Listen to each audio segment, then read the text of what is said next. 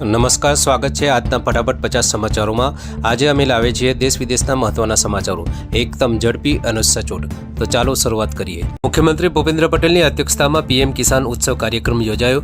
પ્રધાનમંત્રી નરેન્દ્ર મોદીએ પણ લાઈવ ટેલિકાસ્ટ દ્વારા ખેડૂતોને સંબોધ્યા।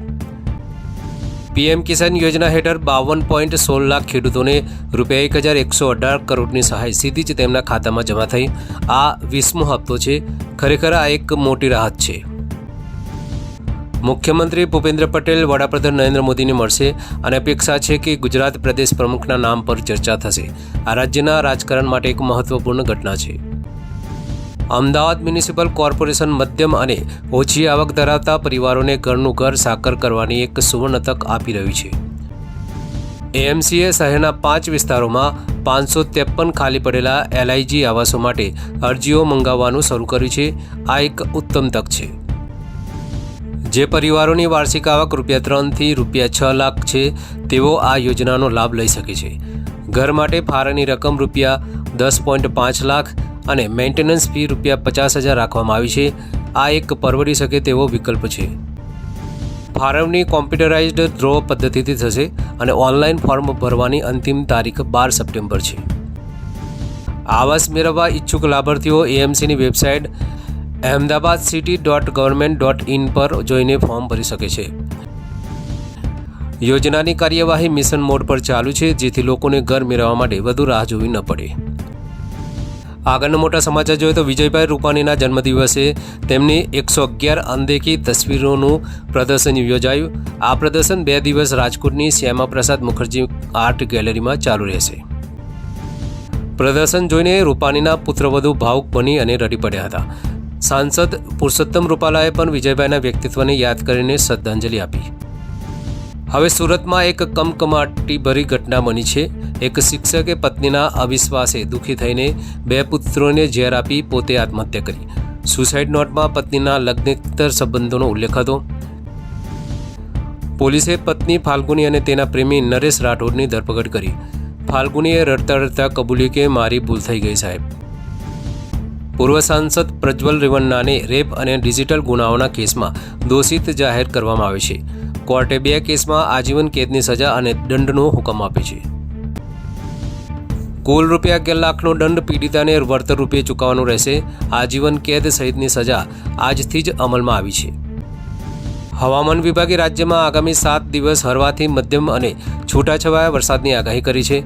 4 થી 6 ઓગસ્ટ દરમિયાન પવનની તેજ ગતિને કારણે માછીમારોને દરિયો ન ખેડવાની સૂચના આપવામાં આવી છે। અંબાલાલ પટેલે જણાવ્યું કે 6 થી 10 ઓગસ્ટમાં વરસાદી ઝાપટા પડશે, જ્યારે 18 થી 20 ઓગસ્ટ દરમિયાન કેટલીક જગ્યાએ ભારે વરસાદની શક્યતા છે।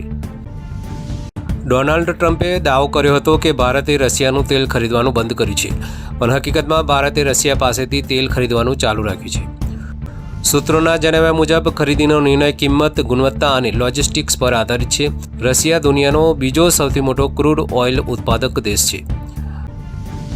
રશિયા દરરોજ 4.5 million barrel crude, 2.3 million barrel refined તેલની નિકાસ કરે છે। યુક્રેન યુદ્ધ બાદ રશિયન તેલ બંધ થવાનો ભય વૈશ્વિક બજારમાં ફેલાયો હતો।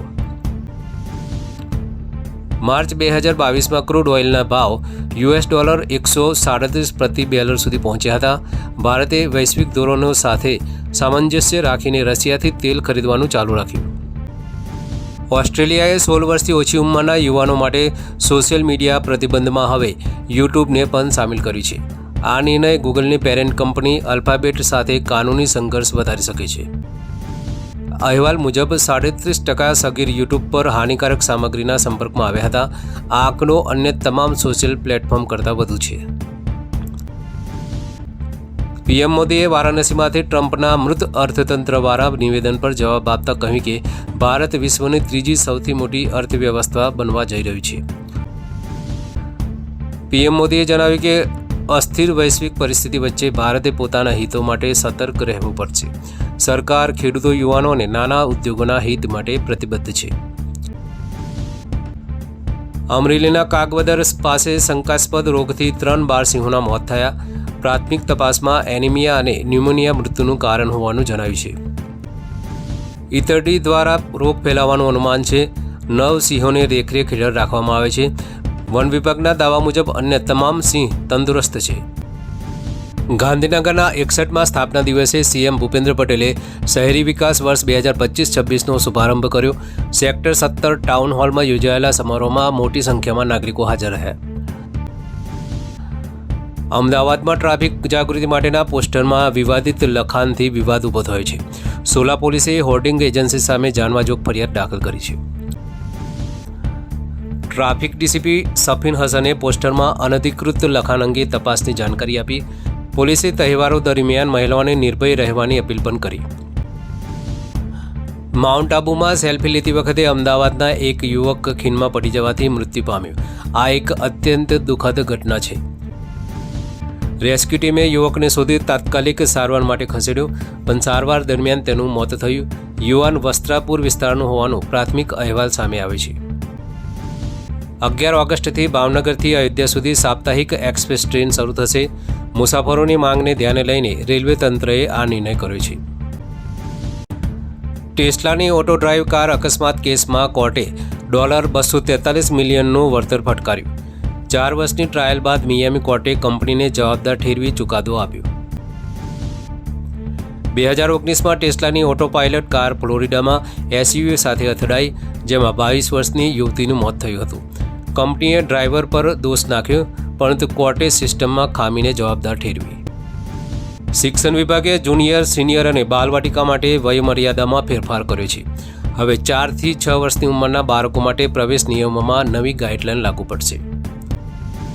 હવે તમામ શાળાએ શૈક્ષણિક વર્ષની શરૂઆતમાં પીટીએ રચવી ફરજિયાત છે. પીટીએમાં 75%થી વધુ માતા પિતા અને શિક્ષકો હોવા અને ત્રિમાસિક મીટિંગ ફરજિયાત રહેશે. ગાઝા હિંસાને પગલે સ્લોવેનિયાએ ઇઝરાયલ સાથેના હથિયાર સોદા પર સંપૂર્ણ પ્રતિબંધ મૂકી દીધો છે. યુરોપિયન સંઘમાં આ પગલું ભરનાર સ્લોવેનિયા પહેલો દેશ બન્યો છે. ઇઝરાયલમાં કરેલા સર્વે મુજબ 56% નાગરિકો વિદેશ મુસાફરીને લઈને ચિંતિત છે. ગાઝા યુદ્ધ અને વૈશ્વિક ટીકાને કારણે આંતરરાષ્ટ્રીય છબી પર પ્રભાવ પડ્યો છે. ગુજરાત પોલીસના 118 કર્મીઓને ઉત્કૃષ્ટ સેવા બદલ ચંદ્રક એનાયત કરાયા. કરાઈ પોલીસ અકાદમી ખાતે યોજાયેલા સમારોહમાં સીએમ અને ગૃહમંત્રી પણ હાજર રહ્યા. જમ્મુ કાશ્મીરના કુલગામમાં શનિવારે સુરક્ષા દળોએ 2 આતંકવાદીઓને ઠાર માર્યા. મૃતકોમાં એક પુલવામાનો હરીશ નઝીર ડાર પણ હતો. હારિસ સી કેટેગરીનો આતંકવાદી હતો અને 14 ખતરનાક નામોની યાદીમાં સમાવિષ્ટ હતો. સુરક્ષા દળોને તેમની પાસેથી AK-47 મેગઝીન, ગ્રેનેડ અને દારૂગોળો મળ્યો. JSW સિમેન્ટનો ₹3600 કરોડનો IPO 7 ઓગસ્ટે ખુલશે અને 11 ઓગસ્ટે બંધ થશે. એન્કર રોકાણકારો માટે બિડિંગ 6 ઓગસ્ટથી શરૂ થશે.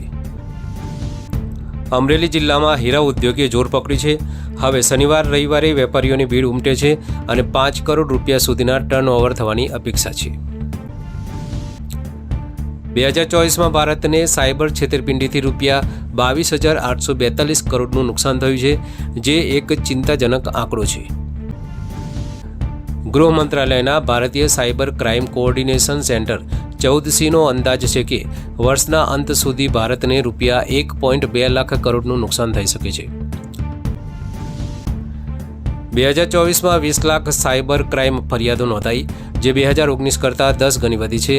આ એક ગંભીર ચેતવણી છે. એન્જિનિયરિંગની નોકરી માટેની શંકાઓ વચ્ચે LD કોલેજે 2025ના 1000થી વધુ વિદ્યાર્થીઓને સારી નોકરી અપાવી છે. અદાની, TCS જેવી મોટી કંપનીઓએ ₹40,000થી ₹1.5 લાખના માસિક પેકેજ ઓફર કર્યા છે, જે યુવાનો માટે ખૂબ જ ઉત્સાહજનક છે. વિદ્યાર્થીઓના અભ્યાસ પૂરો થતાં પહેલાં જ તેમને નોકરી મળી ગઈ છે. મિકેનિકલ, કેમિકલ, ઇન્સ્ટ્રુમેન્ટ જેવી કોર બ્રાન્ચમાં 100% પ્લેસમેન્ટ થયો છે, જે કોલેજની સફળતા દર્શાવે છે. તો આ હતા આજના ટોપ 50 સમાચાર. વધુ અપડેટ્સ માટે અમારી સાથે જોડાયેલા રહો. નમસ્કાર.